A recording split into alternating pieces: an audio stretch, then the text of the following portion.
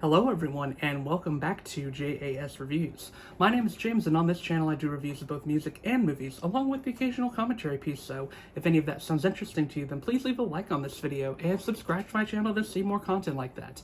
And today I am bringing you all another episode of quick album reviews, and as always with this series, I'm going to be talking about different albums with various degrees of recency in terms of their release date, and I will give my thoughts on them and try to keep it as short as I can, but if I have more to say about a particular album, then I will go ahead and do so. And today I actually have a little bit of a different twist on it. I have 6 albums and then 1 EP that I'm going to be talking about, because this EP is one that comes from a band where I haven't heard music from them in a long time, so I was very excited about it, and it was highly anticipated for me, so I did want to talk about it. But let's not waste any more time. Let's get started with the first album I will be discussing on the list. And first up, we have the newest by Lorde, entitled Virgin. And yeah, Lorde has had a pretty interesting musical history, I would say, and I have generally been a pretty big fan of hers. She is definitely one who has had pretty huge success. She is liked by both the indie and the mainstream quite a bit, and I think generally for good reason. I think she is a very talented songwriter. I think she has a unique voice in the music scene, and I generally think that she is solid to great on the majority of her albums.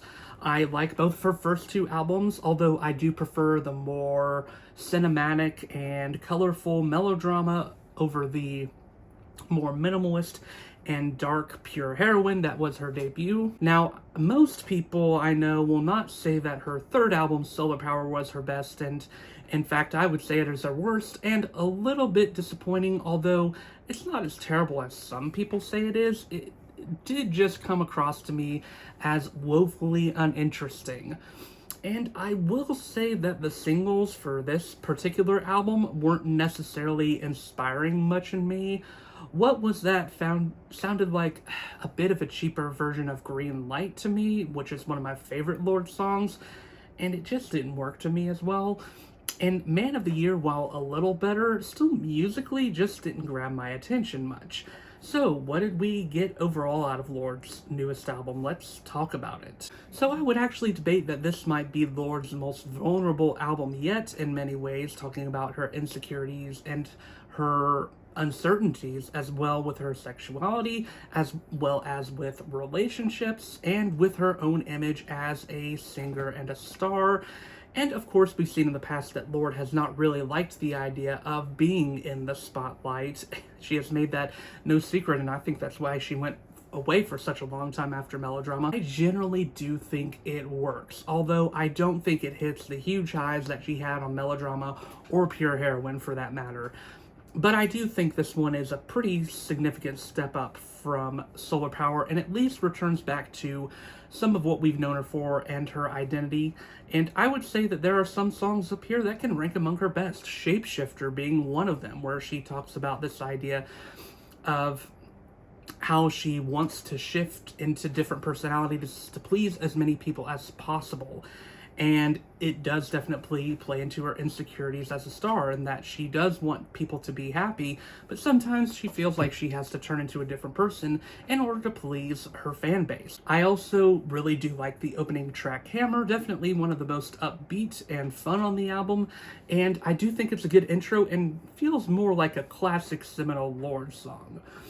I also think that the closer, David, is absolutely excellent. I really find it to be a beautiful track and very haunting. It's a very good closer that I think ends things off on a very satisfying note. But I do think there are a couple issues with this album. For one, musically, it's just not that interesting to me compared to her earlier work. There are certain songs where I think the production betrays what could have been a more interesting moment. That goes for Get Ready With Me or GRWM, as well as Favorite Daughter. I think Favorite Daughter might decidedly be the weakest song here. I just didn't really find much interesting in this one. And like I said, songs like What Was That and Man of the Year just didn't really grab me that much. Even if they aren't terrible, I just view them as lesser versions of what Lorde has done in the past. But still, this is a overall generally good album. I do wish I had a little bit more to say about it because of who Lorde is as an artist. And I do think lyrically there are some really strong moments on here. I do still think Lorde is a great writer. But musically, this one, I'm going to find it hard to return back to. I'm going to give it a couple more chances because I do think it deserves more, but it's just not grabbing me as much as their other stuff. A solid 3.5 out of 5 stars for this one. Next up is the newest from the punk rock slash pop rock band Turnstile, as well as dream pop for sure, and that is Never Enough. Now, I wasn't necessarily as overwhelmingly positive with Glow On as a lot of people were. A lot of people seem to view it as a pretty revolutionary step forward for a band in the punk rock scene, but I didn't really find it to be that surprising. I did like how it was combining elements of dream pop with punk rock and pop rock. I thought it worked well, but it didn't feel like something that was necessarily changing the game or anything like that. It didn't feel super unique to me. This is basically a sequel to Glow On, pulling a lot of the same tricks as that album did, but maybe even being more dream pop and accessible than Glow On was. I do think that it's maybe lacking a little bit of the energy that Glow On had, and that makes it a little less good than Glow On, but I wouldn't say significantly so. I really do think the lead single, which was also the title track, Never Enough, was a great way to begin off the album.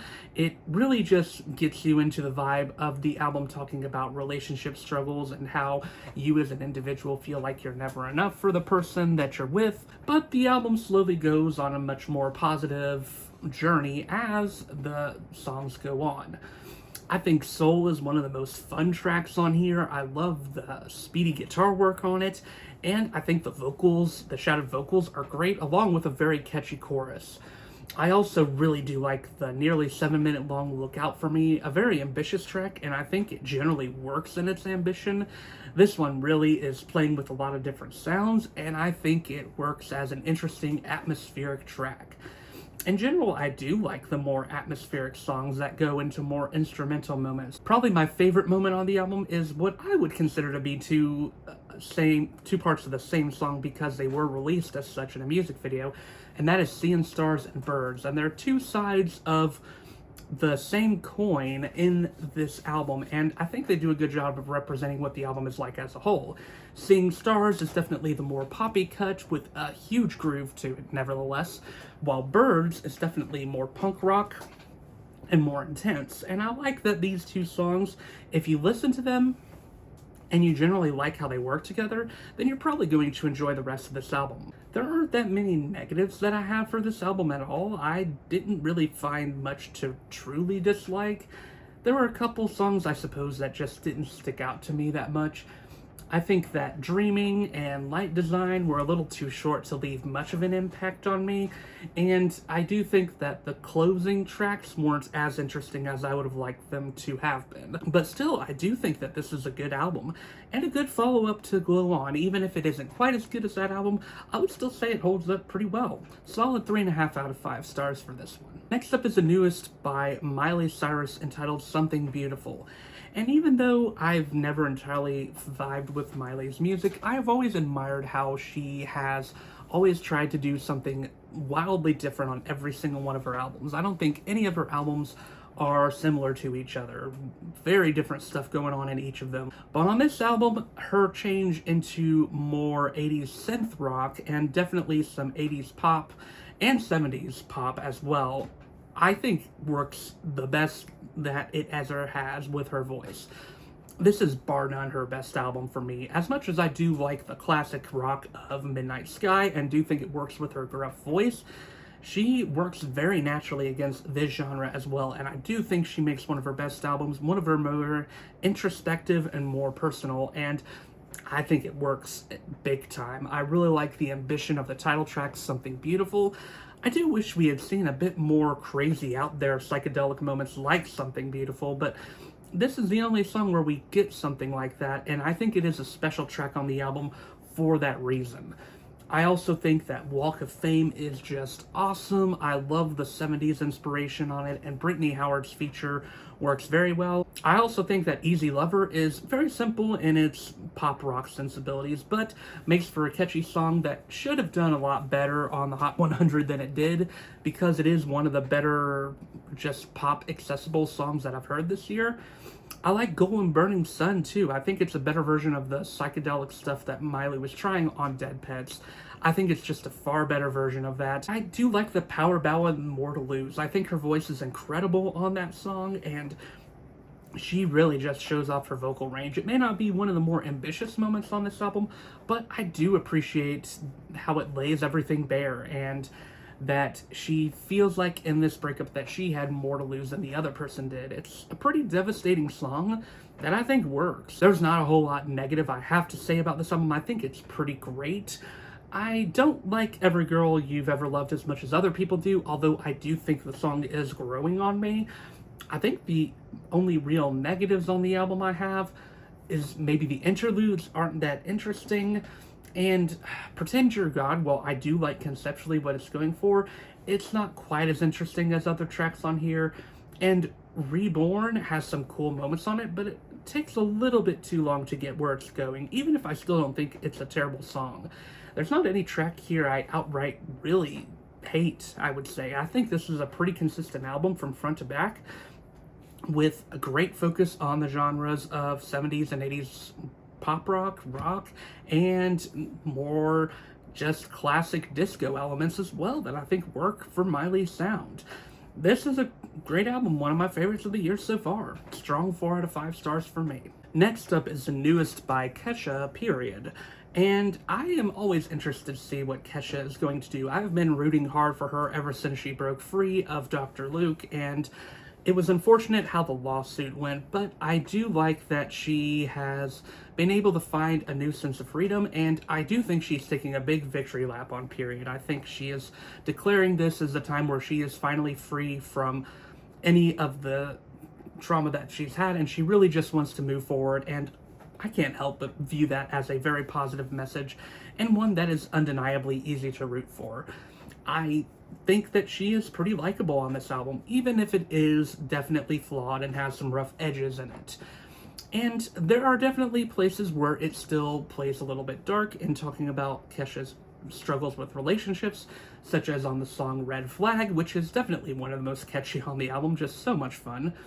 But it does see her going very positive in other places as well, such as Freedom, which is just a gigantic opener and easily one of the best moments on the album, if not the best. I just love how ambitious this one gets and how bigger than life it is. I also do like Joyride and the weird little accordions that it has in it. It's a very strange song for her, but I think it works.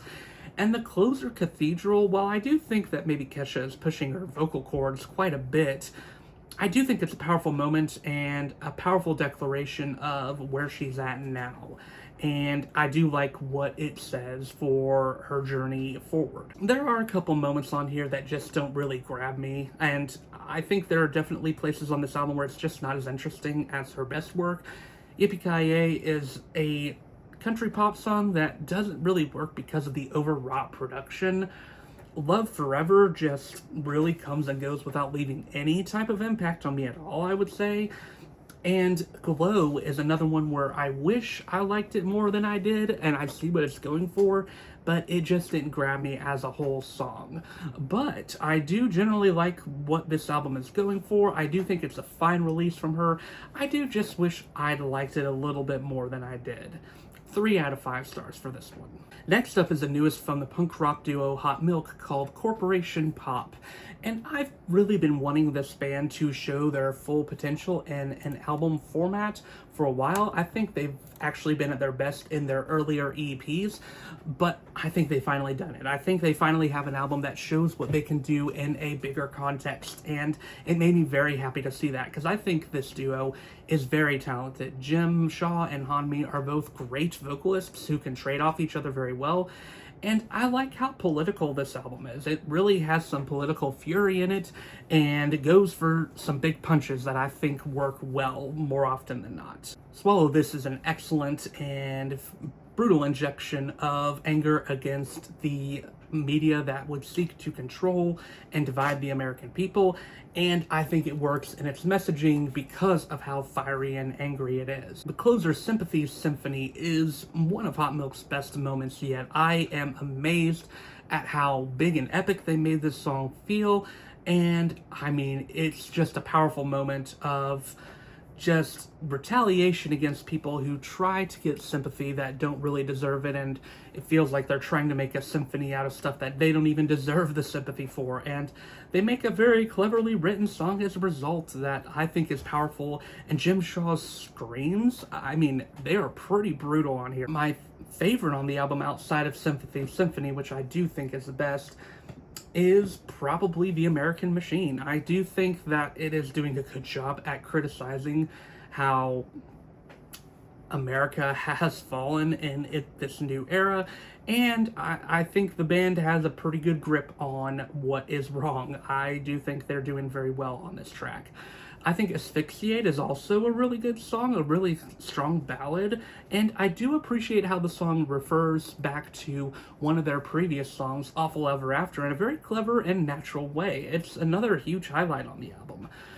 This is just a super upbeat, very fun album with a lot of more intense guitar work and screaming from the band, and I like that Han Mi and Jim Shaw are extending their vocal ranges here and trying new things. I think it is the most ambitious they've gotten, and I really appreciate it. There are maybe a couple of songs here where they just don't stick out to me as much for one reason or another. Payment of Pain is not really an interesting penultimate track to me, and I think Asphyxiate into Sympathy Symphony would have been more interesting. I also think that Sunburn from Your Bible is maybe a little bit cliched in its criticism of religion. It doesn't necessarily do anything new for me, and is probably the weakest song on here. Hell is On Its Way is also a little bit too short to leave me any impact at all, really.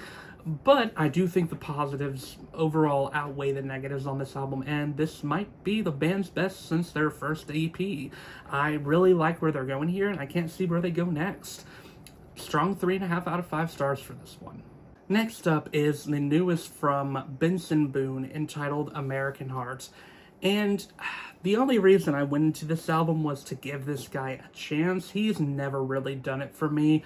I cannot stand the song Beautiful Things, and it is amazing to me that that song is getting enough streaming traction to still be in the Billboard Hot 100's top 10. I've never understood the hype behind this guy, and yeah, this album does nothing to help me understand why he is so popular. The album sees Benson Boone trying to capture this American sense of masculinity while also trying to be vulnerable for his much larger female fan base, and I don't think this combination really serves him well and creates an album of contradictions and ultimately an album that just sounds really bad.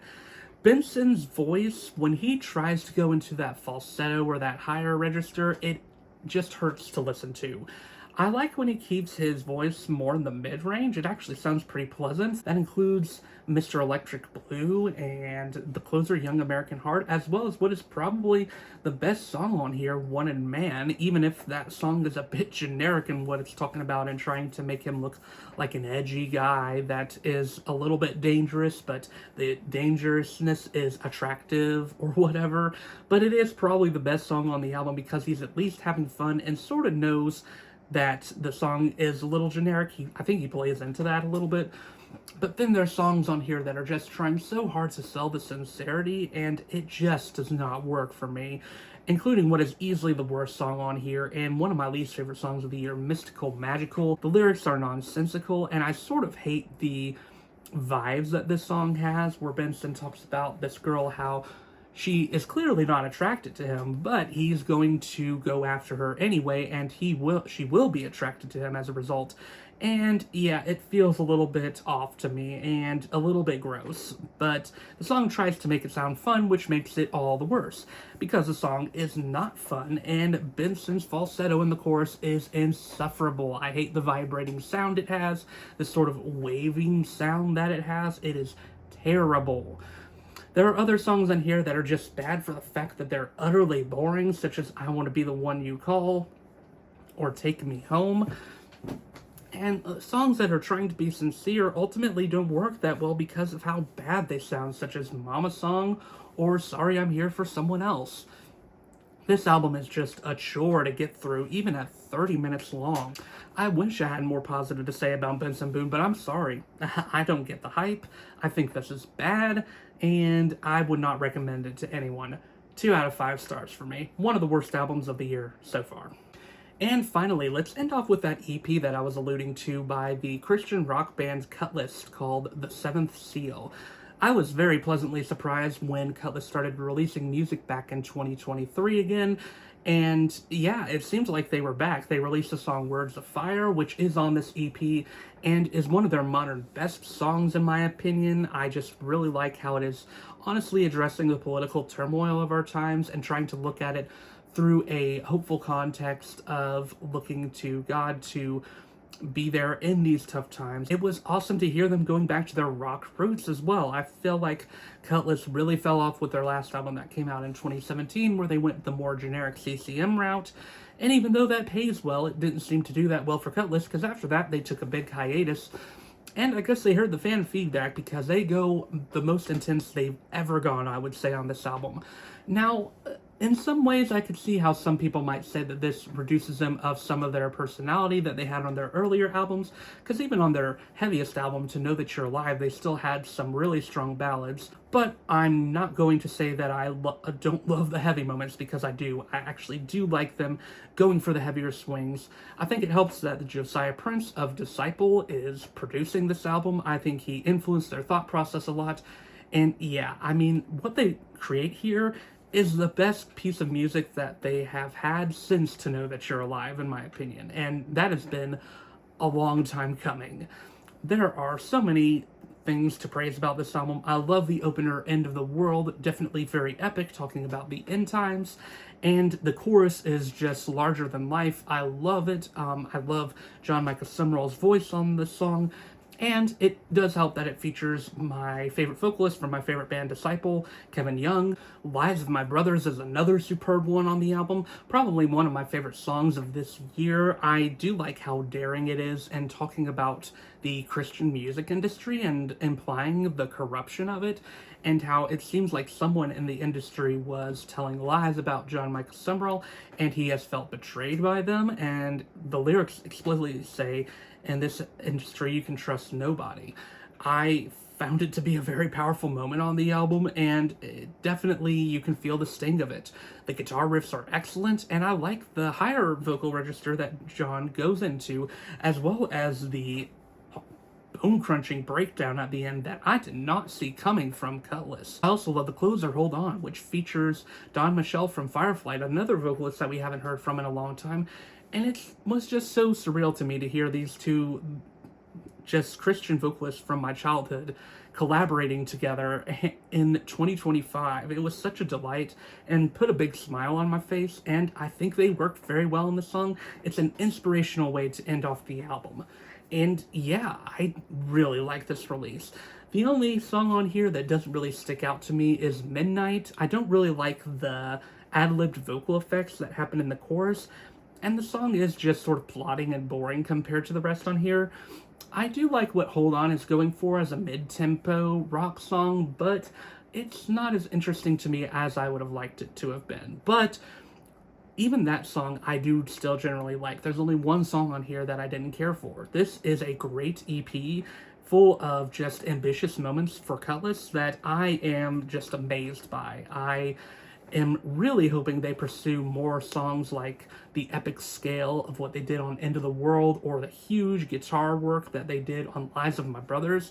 That would just be incredible to see in a whole album format. But if this is what a taste of what we're getting for the future, then I am very excited. Strong 4 out of 5 stars for this one. This was a pleasant surprise this year. So yeah, that ends this episode of Quick Album Reviews. What were your thoughts on any of the albums I talked about? Let me know in the comments down below. And once again, my name is James, and I do reviews of both music and movies, along with the occasional commentary piece. So if any of that sounds interesting to you, then please leave a like on this video and subscribe to my channel to see more content like that. But until then, I will see you on the next video.